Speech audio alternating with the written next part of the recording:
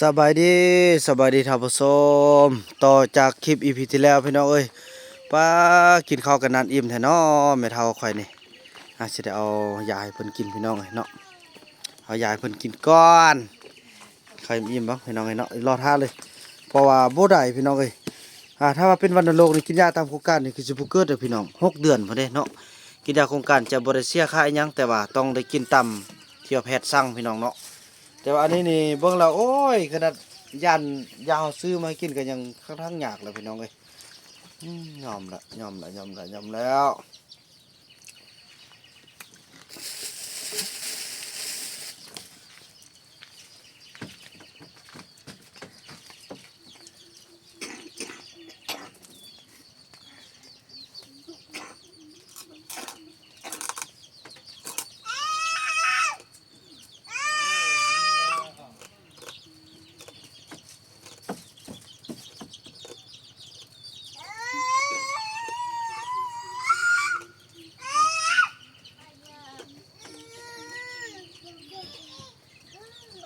น้ำลายเต็มเชื้อ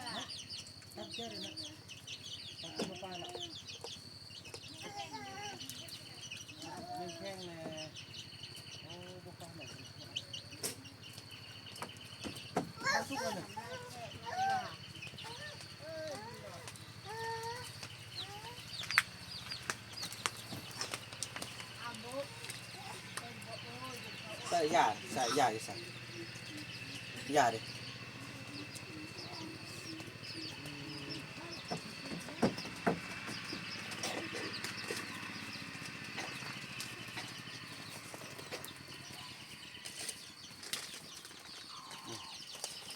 น้องเริ่มมีนี่มีบางเห็นบ่มี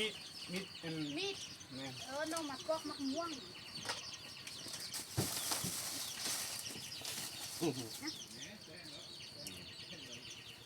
เคยนี่ก็ปักเกียงเนาะลีอันติกเนาะ โอ้ดูคอมนี่ เคยปักเกียงได้เคยก็เป็นเคยปักเกียงละซาลีว้าวยากซาลีแต่ถ้าคนเฮามันเลิกเกิดบ่ได้เนาะน้องเนาะมันเลิกเกิดได้ผู้ใดสิอยากเป็นแม่นบ่ เห็นเนาะ คันเลิกเกิดได้แล้วอยากเป็นแม่เฒ่ามีบ่ เดี๋ยวเป็นเรื่องมีอ่ะสบายดี นั่งกินนอนกินเนาะ แม่น แล้วมีคนคอยดูแล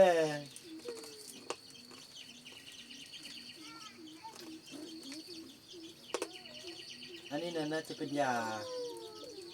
แบบยาบำรุงนี่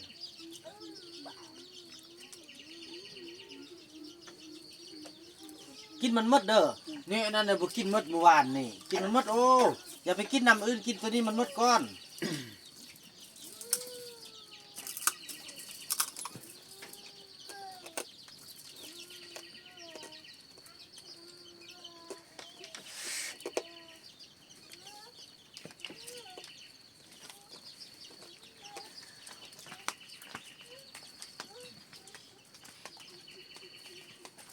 กินยาแล้วเนี่ยไปเท่ามีอ่ะ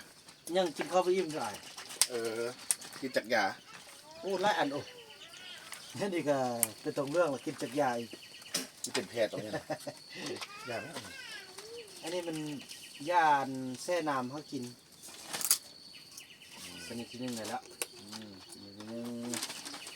ต้องได้เฮ็ดเป็นอันนั้นเด้อ แซ่ต้องกินทั้งหมดเลยต้องเลย อันนี้ได้กินเราไปล้างเด้อโอ้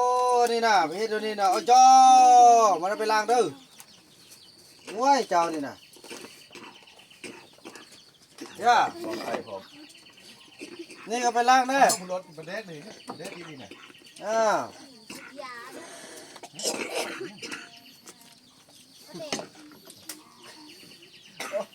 กินประเด็กเลย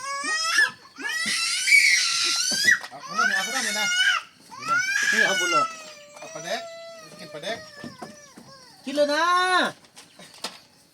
กินเลยเราจะได้รู้สึกว่าเป็นยังไงรสปลาแดก เอาปลาไหม กระแดกลูกกิน กินปลาละลานะ มาอย่าทำมันกินเลยมันกินเลยทำมันกินเลยมันจะว่าใช่ไหม เอาปลา เอากินเลยเอากินเลย นี่ เอากินเลยเอา แน่ กินเลย กินเลย บุญรอดจะกินปลาแดกพี่น้องเลย วันนี้เดี๋ยวเพิ่น เอาเดี๋ยวเอาเบิ่งพี่น้องไปเบิ่งบุญรอดจะกินปลาแดก นั่นลูกน้ำน่ะ ผู้ใดก็บ่อยากให้กินหรอเบิ่งกินดูเอา เพิ่นช่วยมันนำตีน่ะ ลองลองเด้อนู่นเด้ออันนี้แหละทำบ่ลองบ่ฮู้เก็บออกแล้วพี่น้องเอ้ยเก็บออกแล้วอ้อโธ่น่าปลึกลือ เดี๋ยว กินดูเอากินดูก็สิกินเอา ฟ้าเราใครเอก บัดนี้เอาเริ่มเอาดมมาแล้วพี่น้องเอ้ยผู้ใดห้ามก็เฮ้ยเอาอย่าทิ่มแม่ ยา บ่อย่าบ่ให้มันกินนิดนึงรสบ่เด้อมันสิให้แหละให้มันกินมันลาบเนาะกินรสบ่ตายดอกกินปลาแดกน่ะเอาจ่อ เล่นยิบจังหัว กินดอกมันไข่มันดมแล้ว เอาอย่าจี้สปาร์กมันดูเอามือจี้เอาเนาะเอา จริงดู เอากินดูบ่ได้เอากินบ่ได้น่ะหมู่หาแล้วบ่ฟัง เม็ดเนาะดมเม็ด เกือบหักพุ่นน่ะชื่อแล้วบัดนี้หมู่ว่าบ่เป็นตากินเนี่ยอยากกินเนาะ น้ำเพิ่นใครน้ำไม่ได้ อันนี้เดี๋ยวอันนี้กินบ่แซ่เป็นบุญรอดพี่น้องเอ้ยเนาะ เม็ดเนาะ ไปเอาอยากให้ทางแม่เฒ่าเฮากินพี่น้องอยากกินอันนี้นะกินแน่กินยาอันนี้นี่นะโอ้แต่ไปตีหัวแท้โอ้พี่น้องเอ้ยบอกอย่าไปกินน้ำอื่นกินน้ำนี่แล้วบ่อยากกินอันนี้บ่ดีบ่แม่นน้ำหมู่บ้านนี่ก็จักซิว่าสิได้เป็นแม่เฒ่าเฮาเด้เฮาสิตีก้นแท้โอ้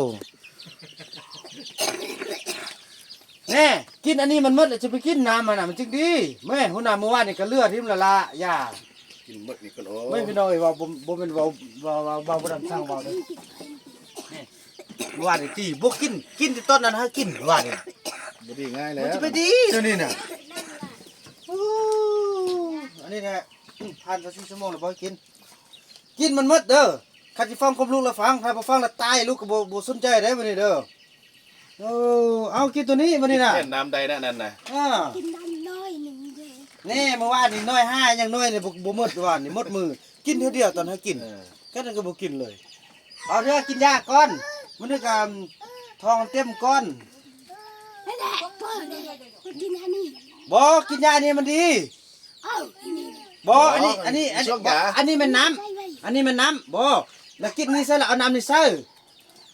มันเท่านี้แล้วเป็นอันนั้นกว่า แค่ย่าเองหายไปดิแค่เลย เก้ย เมื่อคืนนี้เริ่มดีมาได้แล้วนะใช่ได้หรอ เสาสวยแหลงเด้อแม่ต้องกินเด้อโอ้บ่กินบ่ได้เด้หนึ่งนี้ พี่จักเม่นกับย่า หลายว่ะมันมียาบำรุงได้ยาปัวฟอดได้เสื้อๆน่ะหนึ่ง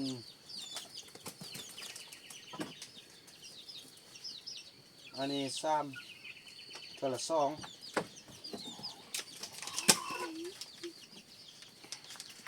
แค่ยาวบ่น่ะถ้าเบิ่งเด้อเจอเม็ดเยอะเด้อ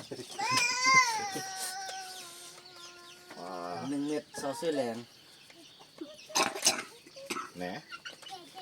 เห็นวะ ยังบ่กินจะได้ย่า เนี่ยไอ้มาแม่บรรลกตีแก้มมันกินบุกหน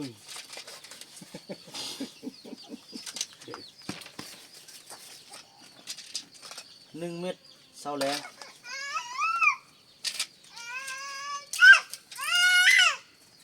สิงงเลยยังย้ายอันแท้มาด้วย โมกินยาเท่านี้น่ะอันนี้ธรรมดาเนี่ยน่ะเจอเม็ดเยอะมึงเด้อเกี่ยมมือเด้อไอ้เลยเด้อนี่เยอะก็จะเป็นแล้ว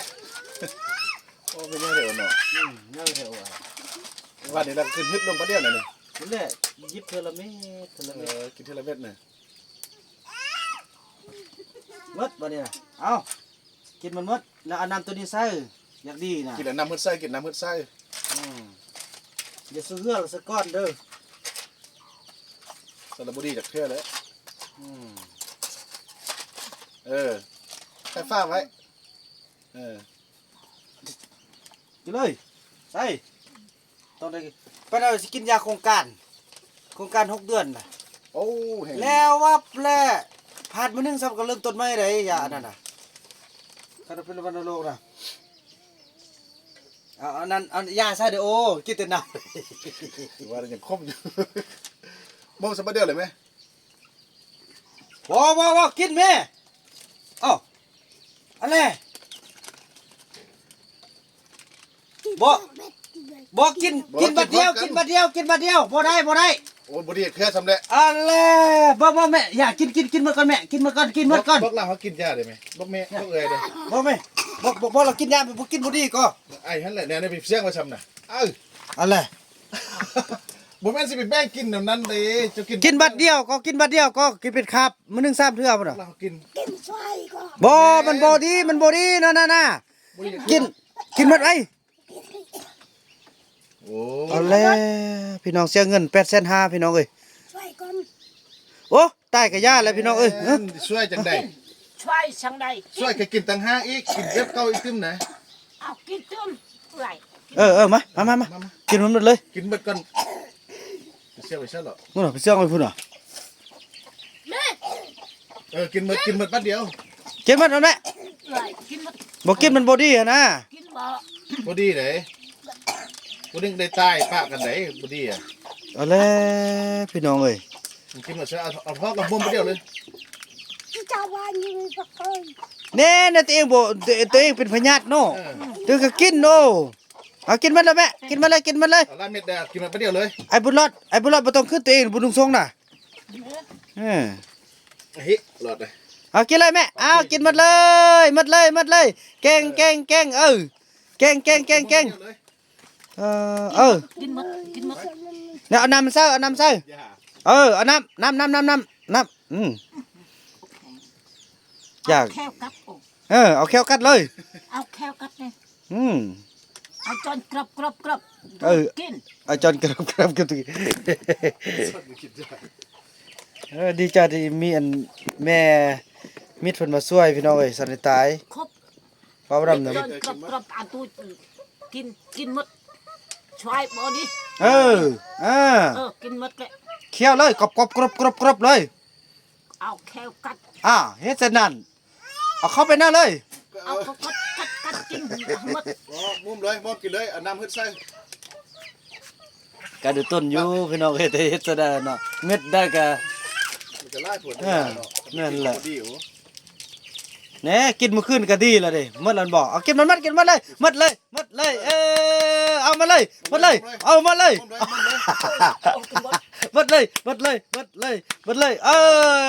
เคี่ยวเอาน้ำซะเลย น้ำใส่ เอาน้ำเชื่อ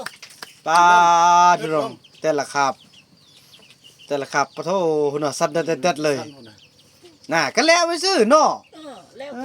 โอ้ ช่วยกินมามาช่วยกินแบบเก่านี่ มึงช่วยได้กินตึมอยู่ เอาช่วยแรกเลยเนาะ ครับเดียวอยู่สำนีเฮ็ดซะได้ไอ้สิรอดอยู่ว่ะ แต่ถ้าคุมเรากินแถมมุ้งซ้ำ เนาะ ก็แกนมาแล้ว อ่า กินปกติขอบใจเด้อแม่เด้อขอบใจ ขอบใจ ขอบใจที่ช่วยลูกเนาะอยากให้เราดีเนาะบ่เป็นหยังดอก เป็นยังไงขอบใจเด้อ โดยขอบใจแม่คือกันพี่น้องเอ้ย บดี อันนี้อยากกินยาบ่ลูกบุกนี่ฮะอยากกินยาบ่ แน่พี่น้องเอ้ยเราถือว่าจบภารกิจพี่น้องเอ้ยปอดเชี่ยวไส้ขนาดพี่น้องเอ้ยบ่นำก็หมดความสิว่าแหละถือว่าสิได้อาศัยอันไม่เท่า